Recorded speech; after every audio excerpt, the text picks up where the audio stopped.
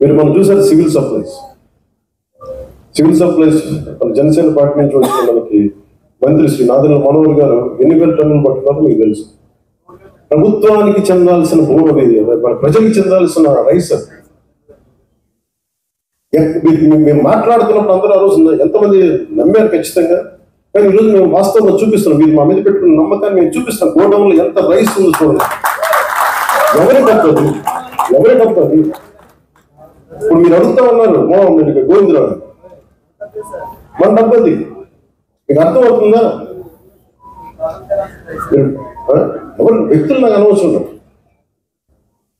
అది మనం మీ డబ్బు సంపద పెరిగితే మనం డబ్బులు ఇవ్వగలం. సంపద లేకుండా కూర్చోబెట్టి ఇండివిజువల్స్ రిచ్ అయిపోతున్నారు. వ్యవస్థల్ని చంపేస్తున్నారు, వ్యక్తులు పెరుగుతారు.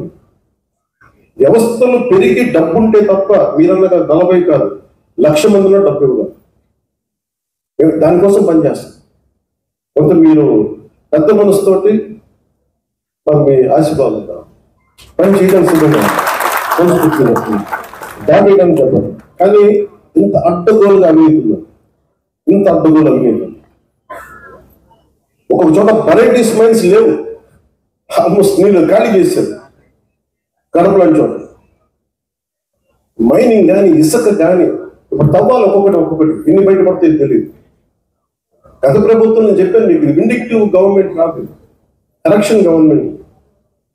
తప్పులు ఎవరు చేస్తే కరెక్షన్ చేస్తాను తప్ప కూర్చోబెట్టి సాధించడానికి మేము లేవు. అందుకే మీరు చూస్తే మేము ఎక్కడ కూడా కూర్చోబెట్టి వాళ్ళు ఎన్ని మాట్లాడుతున్న వ్యక్తిగతంగా ఎందుకు మాట్లాడాలంటే వీఆర్ ప్రో పీపుల్, ప్రజల కోసమే పనిచేసే ప్రభుత్వం. మేము విండిక్టివ్గా ఉన్నాము, దాంట్లో నేను ఎక్కువ.